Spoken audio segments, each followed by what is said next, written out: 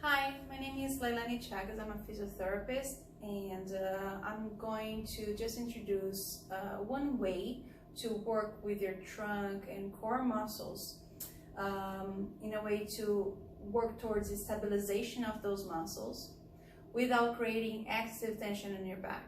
So this is a point of extensive debate in scientific literature about should we strengthen the core muscles or not, or should we put too much focus on that. But in a sense, when people struggle with back pain or just tension in their trunk or just limitations in mobility in their trunk or back, you can presume that there is excessive tension involved around the use of the stabilization of the core muscles. So you can overdo on stabilizing them to a point where you're fixating your trunk in a block position rather than just stabilizing it, and that may impair your ability to just move freely, especially, for example, if you're just randomly leaning forward to pick up something on the floor. If you are tensing your muscles too much, you are going to struggle to do that movement because you're going to be using bracing instead of just activation. So you want to really be mindful on the level of activation you're going to do, and that's what I'd like to discuss in here. Another point of criticism in terms of just random advice to stabilize core muscles is that a lot of patients will or a lot of clients will just not know where to base from, and they may go into just extremes of muscle activation. So one example is that being in a faulty position may not give you enough support on your trunk, for example, to lift heavy, and that's just given. But putting too much tension, especially drawing the belly button in, may cause you to just have to move your chest in an upward position or in an inspiratory position where you cannot twist your trunk just because the ribs are elevated, your chest is fixed in that position, and therefore twisting or rotation of the trunk is just difficult. So you cannot even look in the back if you're putting too much effort on stabilizing the navel in.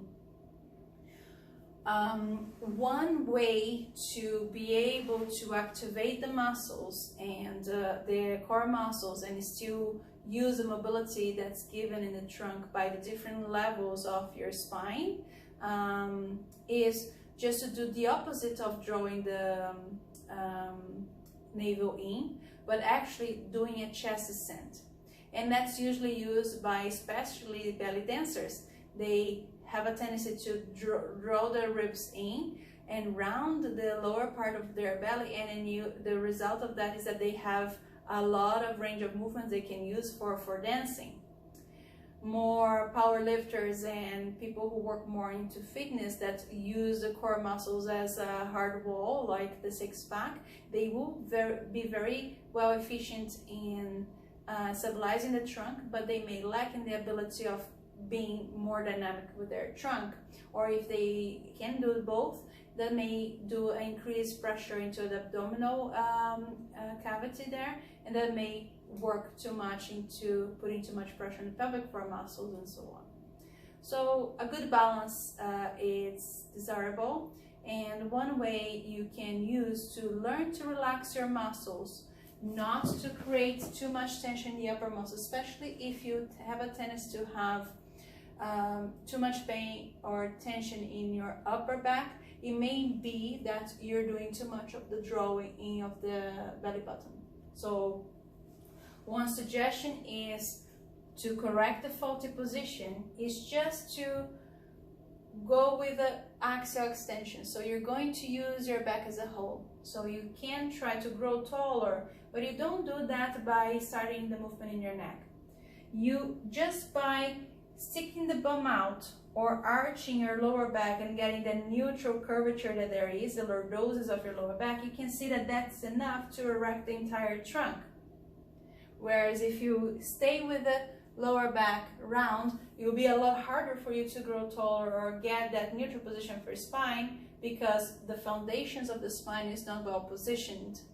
So you want to stick the bum out or arch the lower back, not over arch, just into a neutral position where you have that physiological lordosis here in the lower back, and where you're sitting with the two sitting bones there. That's when you know your lower back is in a neutral position, your spine has a good foundation. And then you should feel that you can relax on that point. In here, you're too slouched. Here, you're too tense. So try to find a midpoint where you can relax, where you can drop your shoulders, and you can practice that growing taller, where you raise the crown of your head or the ears up to the ceiling without raising the nose or drawing the chin in. So you want to keep the gaze straight. Growing taller will be 2% of all your effort. It's just a positioning. And then you can try to breathe in enough.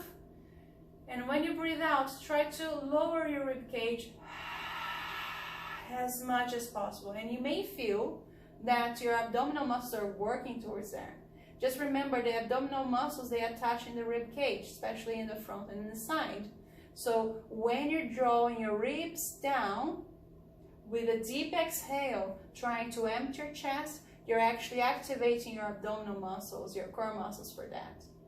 And if you feel your abdominal muscles and you feel your back muscles, try again. Breathe in and breathe out. You can feel that the back muscles and the front abdominal muscles are working to activate that. And the good point of doing this, yes, you may get a round shape of your belly, and that's mostly the shape that it is. We are not supposed to have flat bellies because the abdominal wall has a shape, especially women has a, because the pelvis is wider, the shape will be a little bit rounder on the bottom of the lower part of the abdominal cavity there. You are just making sure that if you need to overexert yourself, like if you have to go from here to running, you can always fill up your chest and bring it down again. So for exertion standpoint, you're going to be much more effective if you're just drawing your ribs down, because you can always come here if you need. Whereas if you're drawing your navel in, when you're going to start exerting yourself, like if you're from sitting to start running, where do you go from there? Your chest is already inflated, you're keeping that stable because that's where is your point of activation of your abdominal muscle, so you're much less efficient on a dynamic manner. So again, growing taller, bum out, chest and shoulders down, and you go on a deep exhale to just position your rib cage the lowest level as possible, and you use your abdominal muscles to just activate that position and stay in that way. So from here, you can still ventilate your lungs, you can still go in and out on your breathing, but always trying to keep the rib cage in the lowest position as possible. Whereas before, because of bracing in your back muscles or any other reason why you kept that, a lot of people will have the chest rested in a higher position, or what we call an inspiratory position.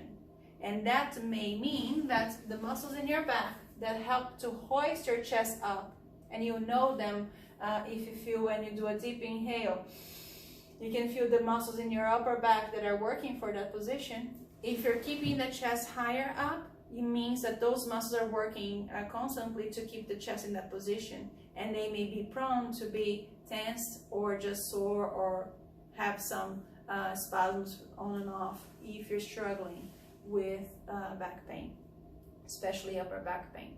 So again, the positioning of the chest for anything you do should always allow you to be in a situation where you can just release to move. For example, picking up a pen on the floor.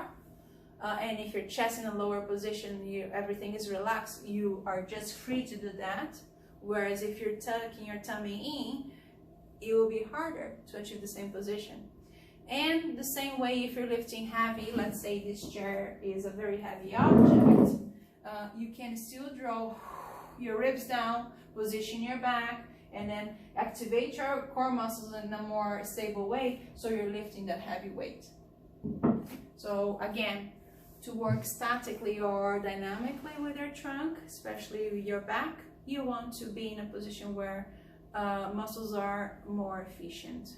So again, one way to exercise that or to practice this in the positioning is bum out to create that lumbar lordosis, the physiological curvature of your lower back, not exaggerating or being too sluggish there, onto the position. 2% of growing taller. 98% of your effort will be on bringing the chest down and drawing the lower part of your chest, your rib cage down by activating those abdominal muscles.